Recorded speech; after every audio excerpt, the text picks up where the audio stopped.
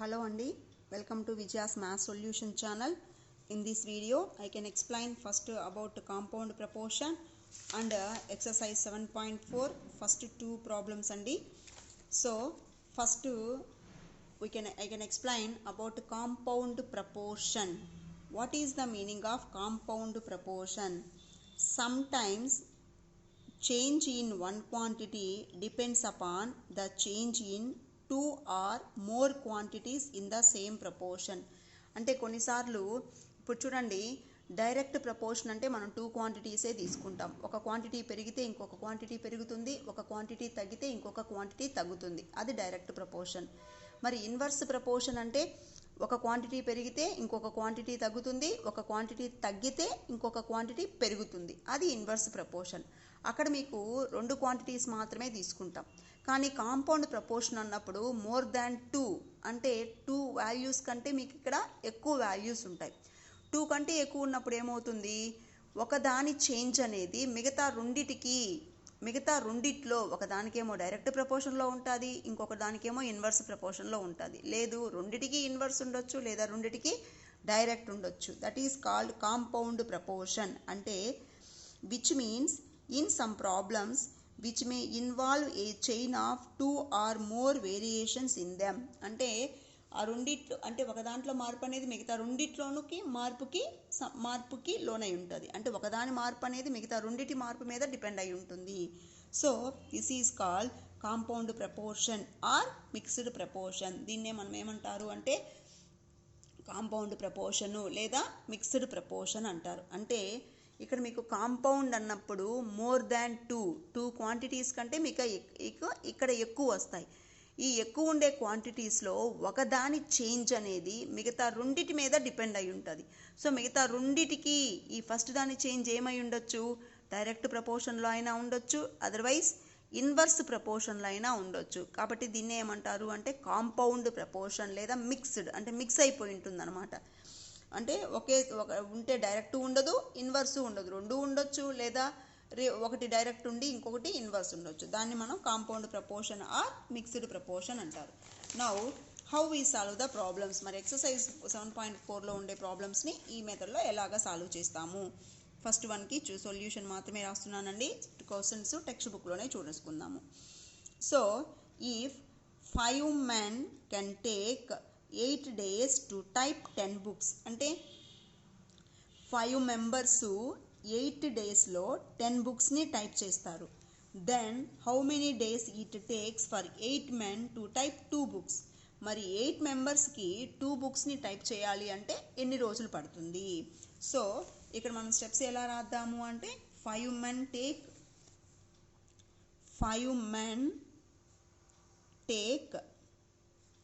8 days to type 10 books. So 10 బుక్స్ని type చేయాలి అంటే 5 మెంబర్స్కి 8 డేస్ పడుతుంది. So how many days it takes 8 men to type 2 books అన్నాడు. Let number of days take 8 men to type 2 books is equal to x అనుకుందాం. ఇప్పుడు మనం మన కన్వీనియంట్ కోసం మనం ఏం చేద్దాము అంటే షార్ట్ మెథడ్లో రాసుకుందాం. So men number of days next number of books. ఇది చాలా చాలా ఇంపార్టెంట్ అండి, కన్ఫ్యూజన్గా కూడా ఉంటుంది. So men number of days number of books. 5 members 8 డేస్లో 10 బుక్స్ని ప్రిపేర్ చేస్తారు. So 8 members number of days x డేస్లో 2 బుక్స్ని టైప్ చేస్తారు. అంటే ఇప్పుడు ఈ ఎక్స్ ఎంత మనం కనుక్కోవాలండి. ఇక్కడ కొంచెం చూడండి, మనం ప్రపోర్షనాలిటీకి వెళ్ళే ముందు ఒకసారి ఇవి కంపారిజన్ జాగ్రత్తగా చేసుకోవాలి. ఇది వాళ్ళు ఇచ్చిన ఇన్ఫర్మేషన్. 5 మెంబర్స్ 8 డేస్లో 10 బుక్స్ని టైప్ చేస్తారు. అయితే 8 మెంబర్స్ 2 బుక్స్ని టైప్ చేయడానికి ఎన్ని డేస్ పడుతుంది. Before going to solve the problem first మనం ఏం చేయాలి అంటే మెన్ని డేస్ని కంపేర్ చేయాలి, నెక్స్ట్ డేస్ని బుక్స్ని కంపేర్ చేయాలి. First comparison is men days, next comparison is days books. ఇప్పుడు చూడు, number of men, so number of men అంటే ఈ members and number of days, ఇవి రెండు ఒకదానికొకటి ఎలా ఉంటాయి? నెంబర్ ఆఫ్ మెన్ను నెంబర్ ఆఫ్ డేస్ ఎలా? ఇప్పుడు చూడండి, 5 మెంబర్స్కి 8 డేస్ పట్టింది. మరి 8 మెంబర్స్కి మెంబర్స్ పెరిగారు కాబట్టి డేస్ ఏమవ్వాలి? తగ్గిపోవాలి. ఎప్పుడు మెంబర్సు డేసు ఇన్వర్స్ ప్రపోర్షన్లోనే ఉంటాయి. ఎందుకంటే మెంబర్స్ పెరిగితే డేస్ తగ్గుతుంది, మెంబర్స్ తగ్గితే డేస్ పెరుగుతుంది కాబట్టి. సో నెంబర్ ఆఫ్ మెన్ను number of days are inverse proportion. ఇవి ఏ ప్రపోర్షన్లో ఉంటారు అంటే ఇన్వర్స్ ప్రపోర్షన్లో ఉంటారు. మరి number of days number of books ఇవి ఏ ప్రపోర్షన్లో ఉంటారు? So number of days and number of books, number of days and number of books are, ఇప్పుడు చూడండి 10 బుక్స్కి 8 డేస్ పట్టింది. అప్పుడు మరి 2 బుక్స్కి తక్కువ రోజులు పడుతుంది. ఇప్పుడు చూడండి, బుక్స్ 10 బుక్స్ ఉంటేనే మీకు 8 డేస్ పట్టింది. మరి 2 బుక్స్ ఉంటే డేస్ ఏమైపోతుంది? తగ్గుతుంది. అంటే బుక్స్ పెరిగితే డేస్ పెరుగుతుంది, బుక్స్ తగ్గితే డేస్ తగ్గుతుంది. కాబట్టి ఇది ఏ ప్రపోర్షన్లో ఉన్నట్టు? Direct proportion or indirect proportion. ఇప్పుడు మీకు చూడండి, వీటిని మనము కాంపౌండ్ రేషియో ఎలా రాస్తాము అంటే, ఇక్కడ మీకు యాక్చువల్గా 3 రేషియోలు ఉన్నాయండి, ఫస్ట్ది, సెకండ్ది, థర్డ్ది. కానీ ఈ 3 రేషియోస్ని మనం ఒకదానికి ఒకటి కంపేర్ చేయం. ఇప్పుడు మీకు ప్రపోర్షన్లో చూడండి, ప్రపోర్షన్లో ఎన్ని రేషియోస్ని కంపేర్ చేస్తాము? 2 రేషియోస్నే కంపేర్ చేస్తాం. కానీ ఇక్కడ మనకి 3 రేషియోస్ వచ్చాయి కదా, ఆ 3 రేషియోస్ని 2 రేషియోస్గా ఎలాగ మార్చుతాము? ఫస్ట్ది అనేది మారదండి, అంటే మీకు ఈ వేరియబుల్ ఎక్కడ ఉంటుందో ఆ రేషియో అనేది, ఆ వాల్యూస్ అనేవి అలాగే ఉంటాయి. మిగతా రెండింటిని మనం ఏం చేయాలి అంటే క్లబ్ చేసి ఒకే వాల్యూగా రాయాలి. ఈ క్లబ్ చేసి వాల్యూ రాయటమే కొంచెం డిఫికల్ట్ అండి, ఇది మాత్రమే మనం కొంచెం జాగ్రత్తగా చూడాలి. అంటే ఈ రెండింటికి మనం కాంపౌండ్ రేషియో ఫామ్ చేసుకోవాలి. So therefore compound ratio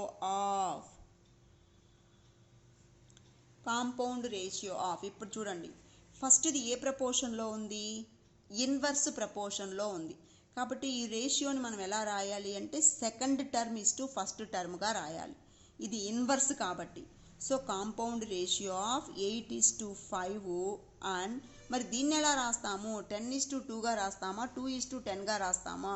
ఇప్పుడు సెకండ్ది ఏ ప్రపోర్షన్లో ఉందన్నాము? Days books. సో బుక్స్ ఏ ప్రపోర్షన్లో ఉందన్నాము? డైరెక్ట్ ప్రపోర్షన్లో ఉంది కాబట్టి 1:2 రాస్తాం. ఇక్కడ ఒకటే అండి, ఇన్వర్స్ ప్రపోర్షన్లో ఉంటే second term is to first term రాస్తాం, డైరెక్ట్ ప్రపోర్షన్లో ఉంటే first term is to second term రాస్తాం, అంతే.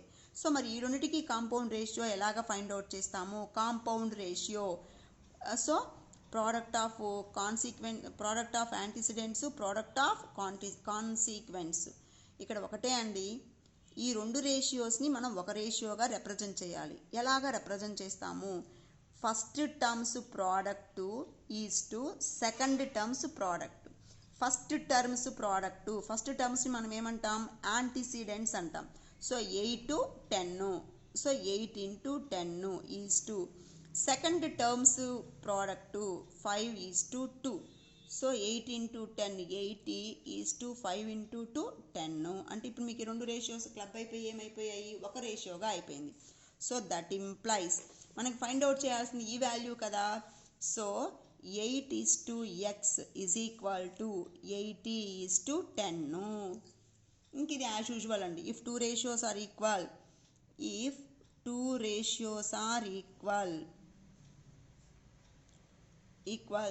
దెన్ ఇప్పుడు 2 రేషియోస్ ఈక్వల్ అయితే అప్పుడు ఏమవుతుంది?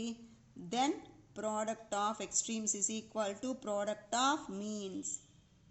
Product of extremes is equal to product of means. Product of extremes is equal to product of means. So extremes అంటే చివరి వాల్యూస్, మీన్స్ అంటే మధ్యలో values.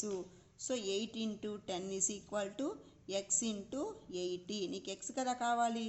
So x is equal to ఇటువైపు ఉండే వాల్యూ మారదు. 8 into 10 into 80 going that side by 80. So 0 0 cancel, 8 1s 8 1s cancel. So therefore x is equal to 1. X అని మనం దేని అనుకున్నాం, number of days can take 8 men to type the 2 books. అంటే 2 booksని type చేయాలి అంటే 8 మెంబర్స్కి ఎన్ని రోజులు పడుతుంది, ఒక్క రోజు పడుతుంది. అదే కదా మనం ఎక్స్ అనుకుంది. So therefore number of days is equal to ఎన్ని రోజులు పడుతుంది అంటే 1 day పడుతుంది.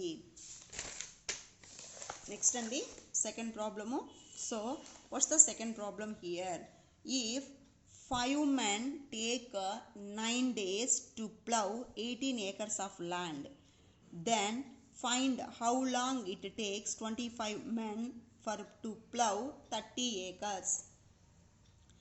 5 men take 9 days to plow 18 acres of land. అంటే 18 acres, ఏకర్స్ అంటే ఇక్కడ ఎకరాలు అని అండి.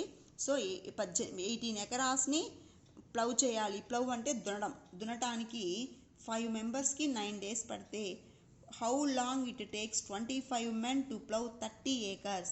మరి 25 మెంబర్స్కి 30 acres దున్నాలి అంటే ఎన్ని రోజులు పడుతుంది? ఇక్కడ క్లబ్ కదండి, ఇదంతా మిక్స్డ్ అనమాట. అంటే డైరెక్ట్ ఉంటుంది ఇక్కడ, కొన్ని ప్రపోర్షన్స్, కొన్ని వాల్యూస్ డైరెక్ట్లో ఉంటాయి, కొన్ని వాల్యూస్ ఇన్వర్స్లో ఉంటాయి. So 5 men take 9 days to plow 18 acres of land. So second one answer అండి. 5 men take 9 days to plow 18 acres of land.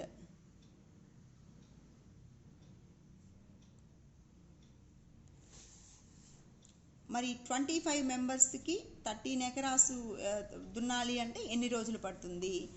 Let number of days takes to plow 13 acres for 25 members. So 25 men, 25 members ఉన్నారంటే ఎన్ని రోజులు పడుతుంది? So ఇక్కడ ఏం చేద్దాం మనము షార్ట్లో, men, days, number of acres. Men, days, number of acres.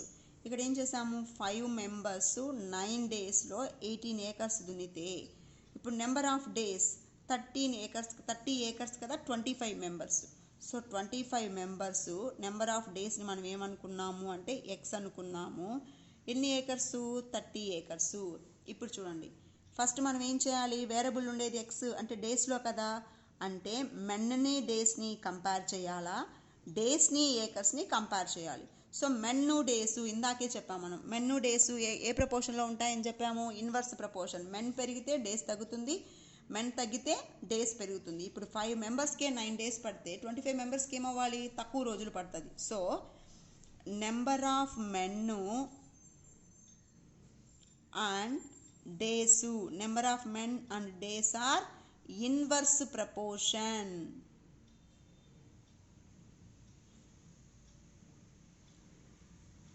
ఇవి ఏ ప్రపోర్షన్లో ఉంటారు? ఇవి రెండు ఇన్వర్స్ ప్రపోర్షన్. మరి days, number of acres. So number of days and number of acres are in ఏ ప్రపోర్షన్లో ఉంటాయి? ఇప్పుడు చూడండి, 18 acresని దున్నటానికే 9 days పడుతుంది. అప్పుడు 30 acresని దున్నటానికి ఎన్ని రోజులు పడుతుంది? ఎక్కువ రోజులు పడుతుంది. 18 acresకే 9 days పట్టినప్పుడు 13 acresకి ఎక్కువ అంటే ఇప్పుడు ఏకర్స్ పెరిగితే డేస్ కూడా ఏమవుతాయి? పెరుగుతాయి. కాబట్టి ఇది ఏ ప్రపోర్షన్లో ఉన్నట్టు? డైరెక్ట్ ప్రపోర్షన్లో ఉన్నట్టు. So direct proportion. ఇప్పుడు ఫ్రేమింగ్ చూడండి. Therefore the compound ratio of ఇప్పుడు చూడండి, ఫస్ట్ ఇది మెన్ను డేస్ కదా, మెన్ను డేస్ ఏ ప్రపోర్షన్లో ఉంటాయన్నాము? Inverse proportion. కాబట్టి ఇక్కడ నువ్వు రేషియో ఏం చేయాలి? Second term is to first term frame చేసుకోవాలి. సో 25:5 అండ్ ఇప్పుడు దీన్ని ఏం చేయాలి? 18:30 అంటామా, 30:80 అంటామా? ఇప్పుడు ఇది ఏ ప్రపోర్షన్లో ఉంది? నెంబర్ ఆఫ్ ఏకర్స్ అనేది డైరెక్ట్ ప్రపోర్షన్లో ఉంది. కాబట్టి 1:2 సెకండే. 18:30. ఈ రెండిటికి compound ratio antecedent product consequent product. So is equal to antecedent 25 into 18. 25 into 18 is to 5 into 30. 25 into 18. So 18 into 25 లేదు 25 into 18 ఎట్లా అయినా పర్లేదండి. సో మనం ఏం చేద్దాము అంటే ఇలా రాసుకుందాం, 25 into 18 రాసుకుందాం. మనకి మల్టిప్లికేషన్ ఈజీగా ఉంటుందండి. 18 5s are 90, 18 2s are 36 plus 9, 36 plus 9 45 అంటే 450. సో ఇది 450 ఈజ్ టు 5 3s are 15, ఈ 0 జాయిన్ చేసేస్తామండి. సో 150 అంటే ఈ రెండుకి కాంపౌండ్ రేషియో ఎంత వచ్చింది అంటే 450 is to 150. So that implies ఇక్కడ కదా మీకు రేషియో ఫామ్ అవ్వాలి 9:x. So that implies 9:x is equal to 450 is to 150. As 2 ratios are equal, మీకు రెండు రేషియోస్ ఈక్వల్ అయితే as 2 ratios are equal, product of extremes is equal to product of means. Product of extremes is equal to product of means. Extremes value product means value product కి equal అవుతుంది. Extremes అంటే చివరలు, means అంటే మధ్యలోవి. So 9 into 150 is equal to x into 450. మీకు x కదా కావాలి. So therefore x is equal to 9 into 150 అలాగే ఉంటుంది, into 450 going that side by 450. Cancellation ఎలాగ చేద్దాము, 0కి 0కి క్యాన్సిల్, 15 1s, 15 3s are 45, ఇంకా మిగిలింది 9 3, so 3 1s, 3 3s are 9. So that is x is equal to 3. 3 అని మనం ఏమనుకున్నాము, number of days. So number of days ఎన్ని వచ్చింది అండి మీకు అక్కడ, నెంబర్ ఆఫ్ డేస్ ఎంత వచ్చింది మీకు అక్కడ అంటే 3 days. Therefore number of days is equal to 3. Thank you అండి. నెక్స్ట్ మీకు నెక్స్ట్ థర్డ్ 4th 5th ఈ 3 ప్రాబ్లమ్స్ నెక్స్ట్ వీడియోలో ఉంటాయండి. థ్యాంక్ యూ అండి.